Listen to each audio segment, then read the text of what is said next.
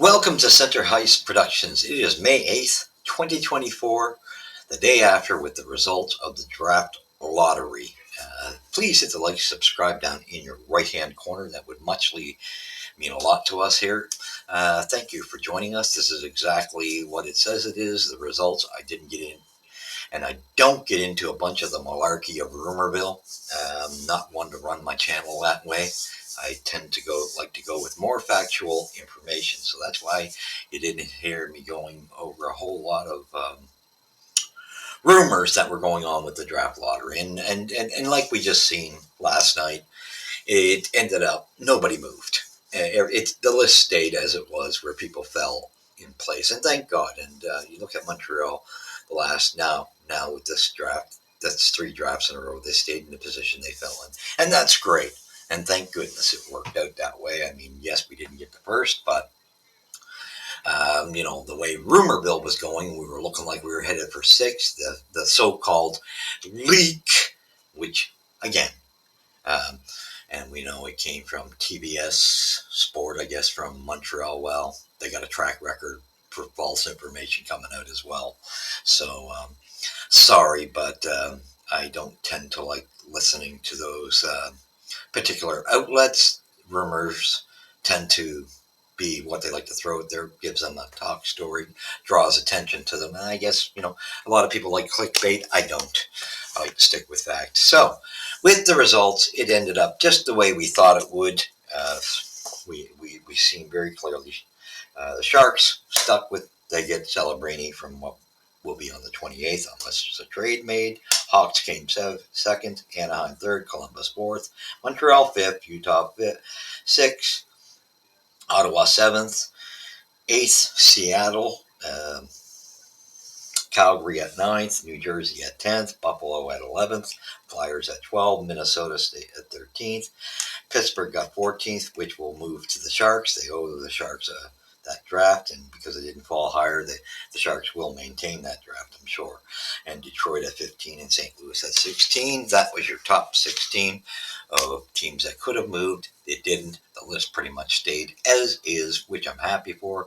And this places us right where we were, and I would assume that this keeps Montreal right in the trend of where they were. They could actually pretty much, excuse me, draft with where they were going to draft from anyway, and where they've done their homework. I'm sure they've done their homework on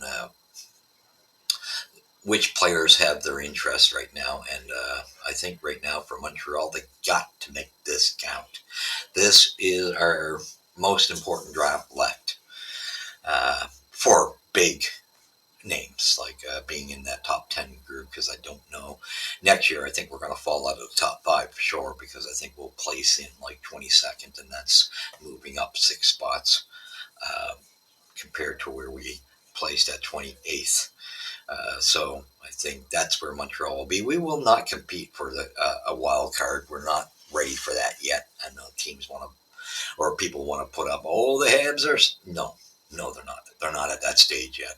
You look at the teams that are rebuilding, it takes time. Now, the following year is a different story. Could we be challenging for a wild card then? Yes, but not this up and coming season. No.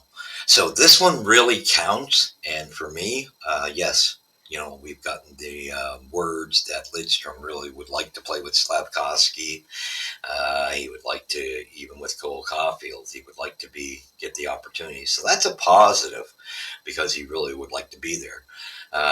So to me, that's my choice right now. But where we sit now, understand what I'm saying, unless we move up the list, and I still would have him there at number one. It would be a toss-up between him and Demidov for me if we moved up. Problem is, at five, are those two players going to be there? I'm very concerned on that. So to me, I think, there's going to be a defenseman or two go.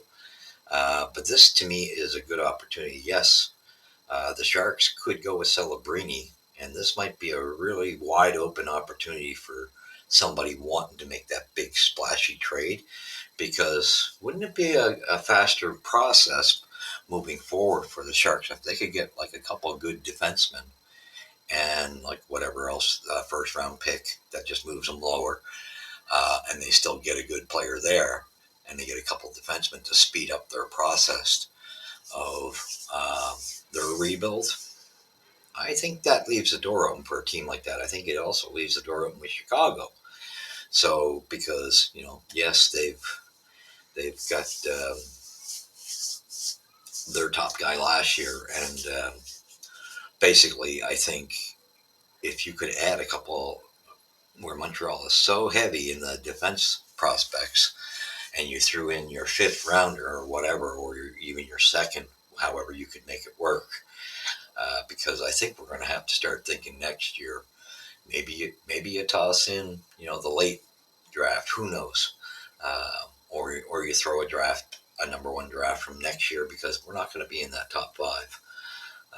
There's no doubt in my mind. But to me, it is crucial that we make and we get an impact player. We need the size. We need an impact top six player, and Lidstrom and Demidov both, because Demidov would be the guaranteed points producer that we missed out on last year with Michkov, and he's projected to be better than Michkov. So I think if those two guys are where Montreal should be focused, and I think why not? We haven't done anything like that in forever. Why not make a big, huge splash instead of going with this? Make it bigger, because this one's got to count, and you got to make sure you can get one of those two guys at least. To me, the perfect positioning would be to, like I said, one of those first two teams. I think they'd be open for business because they're in their rebuild too, and it would speed up their process. So, a couple of defensemen going out of Montreal with a first round pick and whatever else in the package you choose to. I think that would catch attention of those first two teams, and also even the third team, Anaheim. So I think those four clubs ahead of us would be open to business, because it would speed up. More so, Anaheim might maybe not as much, because they got a pretty top heavy defense as well. So they'd be the one out of the four ahead of us that I don't think would be as interested as our defense prospects that we are want to unload, because they are pretty heavy in the defense. They're another one of those top three teams in the future that have a good solid defense of young prospects. So they would probably be the least in that area to go that way. So I think for us, we have to make sure, and we got to make this count. I think this is our draft that has to count, because next year we're going to be, around 10th or even higher up in the draft, or which I mean lower, which would be 10th, 12th in that area. So we're going to fall out of the top 10, I think. And this one has to count. We have to capitalize on this, and those are the two guys we should be focused on. Now I know Lidstrom, like I said, we got the great bonuses of he'd like to come here. That is a big positive. And what I can't even imagine to have him and Slavkovsky and possibly Doc. You could have, the instead of just Twin Towers, a trio. My word, that would remind me of Philadelphia's. What was the name of that? With Leclerc and Lindros. Anyway, you could have that type of line. So Legion of Boom. We could have our Legion version of the Legion of Boom, if you could imagine putting those three players. Now the big question, of course, is going to be the health. They're going to have to do their homework on the health of his hand. Thank God it's one injury, but I do think he's not going to be somebody, if they go Lidstrom wise, he'll be up in Montreal maybe in 2 years. He won't be next season. He'll keep him in the juniors, let him, because he missed out on part of the season. Let him catch up to speed there, and I think in 2 years' time he may be ready to come over. But again, if you miss out or you find out something, then you got the option of going to Demidov. So if I'm Montreal, that's what I'm thinking. I want one of those two guys, and I don't care what I got to do it. You got enough defensemen, young defensemen, that you can polish two of them going if you have to. And a first round, just maneuvering, however, whether it's this year's first round or next year's, you got maneuverability, and maybe it's the latter one with a first round next year, two first rounds. I don't think that would hurt anything. Factual being, because I think by next year, uh, it's more important this season to get it right. And this is going to be the final grade of the halfway mark where we're at. And we need to, yes, we're heading in the right direction, but this will really, we haven't got the final positioning of how well this new management team will be graded at the halfway point. I like this new regime. However, I do think this is the most important year out of the 5 years in the rebuild, other than next year's off season, which is free agency, not the draft next year. But I think this year it's the draft, and if we could pick up one in free agency, that would be great, because we need two top six wingers, and they got to make this count. And to me, we know we're at five in a good position, but I'm a little concerned about these projects because for me, you don't want to go near Trevor Zegras. I don't care what anyone's got to say. The flashiness. We got Cole Caulfield and we got Newhook, and even Evans is not the biggest. That's three guys that are small. You don't even want. I think that's your limit. Three, and I'm not even that crazy that you have three. Two would be my projection uh, of what I'd want in my roster. So you got to stay clear of the rumor mill. Again, channels are running all over because they're trying to bring in the clickbait. And Zegras would not be a good match made for Montreal. He's a good hockey player. Don't get me wrong, talent wise, not debating that. He doesn't fit into our plans. And culture wise, that's the other issue. But I think it's more his size. It does count. And you can't have three of them. I mean, what at that point, you got to make your decision. To me, Cole Caulfield's a better choice.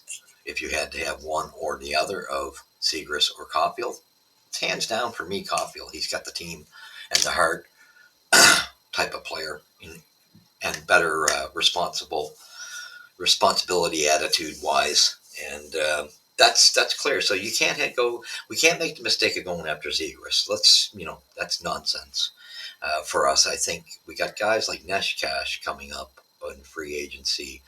Pesci, I believe his name is as well. And then there's, we got Stamkos is out there. I think that's too expensive for us, in my opinion. And Mershausen, I think, I think that's also too small of a player. I think the best guys that's got some size is Neshcash coming out of Carolina. So if you're in free agency to make a move there, why not? He'd be a perfect guy. The way he's played for Carolina, he's been one of the brighter spots playing in the second round for Carolina. So what an addition he would make in that top six. I can just imagine what an injection that would be. That would definitely move us forward. That's the thing we need: grit, size, and talent. And he's got it all. He's the type of player we're looking for. So if you're going to spend money, and you got to be careful how much do you want to spend and how much can you get these guys for, what's the cost going to be, you got to do your homework. So we have to make the draft pick for 2 years time when a player's ready, because someone else has got to sit in the off season in their place and take roles in the top six. And that's going to be for immediate, but this draft pick is probably going to be somebody who jumps in 2 years from now. So this is crucial draft for Montreal. I hope, and I would assume, because I will be grading them after this off season. Very interested in seeing where we go with this, but we need to stick to big frames. That are good, solid power forward styles, good top winger. We need wingers for the most part, unless you get somebody who's a really good center and you just move Doc to the wing. That could be the other way you went. If someone turns out to be a better center than what Doc is, you could always move him to the wing and imagine him with Slavkovsky and Suzuki up there on the front line. That could be deadly. Or you take and you put the trio together in the future in 2 years' time, like I was saying. That's why I like Lidstrom. So I would hope and would think that just one hand injury, I know it was serious, but at least it's not injury prone. issue that some of our players like Doc, unfortunately, and Newhook and Gooley are showing signs of, and even Jack Eye. I mean, there's concern there. We got to be concerned about that. So, but I don't think that's the case with Lidstrom. He had one bad break with the hand, so hopefully, if they do their homework and he can recover from that, you go with that choice. Him, Lidstrom to me is clear out with Demidov. Those are your picks. That's who Montreal needs. That's the way we should go. To me, anything less for us to go near a defenseman would be a huge mistake. I don't agree with Grant McKegg on that sense that you take a defenseman at the point because you got 3 or 4 guys that are kind of ranked so closely. You go with the forward. You don't just take a defenseman because then you're going to push yourself back in a corner where you're going to leave the opposition with the strength of they're going to know you're so top heavy and you have to get rid of defensemen that you're going to work yourself out of your positioning of power of strength on a trade. Then you're going to lose a couple guys on defense for almost nothing. So you got to be careful with that. So no, I would not go after a defenseman with my pick. I think it's mandatory. And I think it's where the positioning is. That's why we're going to have to figure that out for sure, whether we have to trade up or figure something out there. We know the Habs are going to make a trade in a splash, probably for somebody at, like I said, the day before or the day of draft. It's been their trend. I just hope it's not. We don't keep going with these project players. I think we got to go with somebody who's just proven, young and proven, not just a project player. So to me, this draft, we need to make a move, whether it's, and I think up is the only thing you can do. I think, you figure out and you got leverage of having a good loaded, stacked defense core that you can trade off a couple of guys in a package to move up. And I'm sure, like I say, San Jose to me and even Chicago and Columbus, they could all use some talent on the blue line. And if you threw in, they still get their first round player and they get their defense upgraded, that moves up, speeds up their rebuild as well. So that would probably be appetizing if you pulled off the right interest. You get some of these guys on certain podcasts just saying, "Oh no, it's impossible." It's not impossible. Celebrini is not where Bedard was last year. That was impossible. Connor Bedard. Celebrini is a great player. Don't get me wrong, but this is a doable move. It is doable this year. It's what you want to give up and what that team needs. And I think San Jose is somebody I'd be on the horn with. I'd be on the horn with Chicago. I'd be on the horn with Columbus. I think those three, more so, though, I would more so want to be dealing with San Jose and Chicago because then you're sure of getting your 1 or 2 guys, right? I mean, if you could pull off getting number 1 Celebrini, it would definitely override your Lidstrom Demidov pick.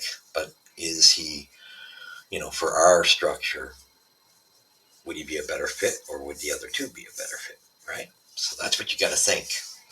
So I think with that being said, let's hope to God that Montreal, just because, like I say, we're going to be giving them the true evaluation after the offseason. That's really where we're going to stand in where are we in the rebuild. And like I said, for me, I mean, right now I ranked us, I believe, at a C, which is average, and that's a big incline. I'm just not like everybody else. Oh, they've done a great job. A. No, they're not. They're not at that level. We've got some trades that weren't the greatest. We have trades that panned out, but we're at a C. We had to be brought up from an F from the previous regime. Although that previous regime, remember, got a lot of those defensemen. So that's one thing you got to take into account too. So you're grading off what did these guys do. And at that, right now they're at a C. Excuse me, very average. This, where they're at, will be the halfway point after this offseason.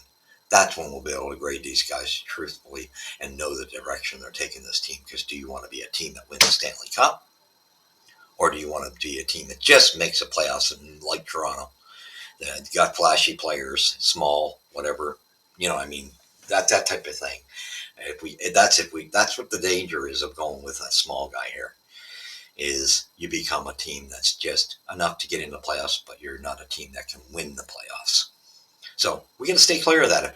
If these guys actually want to bring a Stanley Cup to Montreal, they have to stick to some size here from here on in and talent, and they got to be willing to make the gutsy move. And I don't mean just the big splash on draft day or just before draft day. I mean, go. Don't back down from getting that first, moving up to first in a trade or second. Don't be afraid of it. Make that package. You got enough defensemen in the in our system to pull something off with a couple of first rounders, because next year's first rounders aren't going to be as important to us as this year's. It would help elevate. So you could use those as bait and to throw in a really serious package. And like I said, don't give me the crap. I hear this. Oh, no, Celebrini's not at where Connor Bedard is. He's phenomenal, but he's not a Connor Bedard. So he is obtainable, I believe, for Montreal to trade upward. It's up to them whether they think on him that highly, or are they better, should, if they were wise, at least move up the second pick. That way you guarantee whether you're going with Demidov or Lidstrom, you have the power of strength. So thank you for joining me. It was an interesting draft order. I'm glad that nobody got thrown out of their position, because I don't like the order. I think teams need to stay in this lottery thing kind of drives me nuts, and it's all full of a bunch of garbage hype, just so people can blow air out of their tush, and I won't do that. And I'd like to see us get back to your positioning, as long as you're not deliberately trying to get into the bottom area continually. You make some rules that a team, can't draft first, like they're doing. I like the fact that you can only be there twice. So that's a good move, but you might have to address it again. Being in the bottom, maybe you can only draft from the bottom three twice. That might be a maneuver the NHL thinks about, but that's up to the NHL. I just think this lottery thing is kind of damaging too, because some teams are deliberately doing it, and then sometimes a team can. Thank God it hasn't happened in the last 3 years, but sometimes, way back we've seen teams jump from from the teens positioning in, or the 10th pick, and move up to first. I don't think that's cool. So anyway, let's hope the Habs go. Let's hope. I'm excited that we maintained our fifth place. That's two fifth rounders in 2 years. That's a good position. Now let's make it count, because this is the draft that we have to make it count. And to me, there's nothing else that's acceptable for Montreal than a Celebrini, than a Lidstrom, or a Demidov. To me, if you don't get one of those three top forwards, it's a fail. Thank you for joining us at Center Heist Productions. We will be following the story closely. And yes, the NHL just shows you what a year. Teams are just watching anybody playing bracket. Wow. I mean, I had Vegas for the Cup again. And whoa, what a shame that Dallas had to run into the Avalanche, who are just so high octane. Kind of what a sad way that they're going to have to go out, because it looks like there's nobody that can maintain, and that's the type of player we want, is a Nathan MacKinnon, if we could ever get our hands on that type of player. That's why the size, talent goes so well. Having a MacKinnon and a Rantanen, that shows you an example of why size is important up front. And Nikolitin's not bad himself. Nikushkin, sorry. So let's hope, and let's stick to our guns, and let's put some heat on in this. Those podcasts who want to make up a bunch of BS. How about you utilizing yourself and then put it out there so the heat is on, so that Habs organization knows what their fan base wants, and nothing should be acceptable but one of those top three guys offensively, not a defenseman. Not a defenseman. I don't care if they're in the group and they're that close. If they're that close, your need is offense, and you might as well go with the offensive player. We got too many defensemen, and you don't want to get into a position where you have to start throwing them out for nothing. So let's hold Montreal's And I love these guys. I love Hughes and Gordon. I think they're geniuses. I know Gordon is. But now they got to prove it together. And I think Hughes is doing a wonderful job. And I think they're both assets. But now they got to prove it. Because this draft, this offseason, your grades are going to come in. You're at the halfway point. And this will really send the message to Habs fans where this team is going. Are we just going to be somebody who settles to make the playoffs? Or are we making a championship team? Thank you for joining us here. You've seen it here at Center Heights Productions. We'll see as things go when the next taping will be. Because, like I say, the playoffs is wide open now. Even Florida don't look so hot. Boston's Swayman looks hot and is on a roll goaltending wise. Going to be interesting, but I think this could be the Avalanche. Edmonton. It's too hard to project now who's going to taking that cup. I think they've all pulled up their socks, seeing Vegas gone. All right, thank you for joining us. We'll catch you in the next episode. God bless.